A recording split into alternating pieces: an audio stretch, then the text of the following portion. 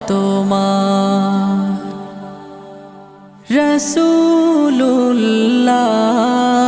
রাসূলুল্লাহ কি উপায় হবে আমার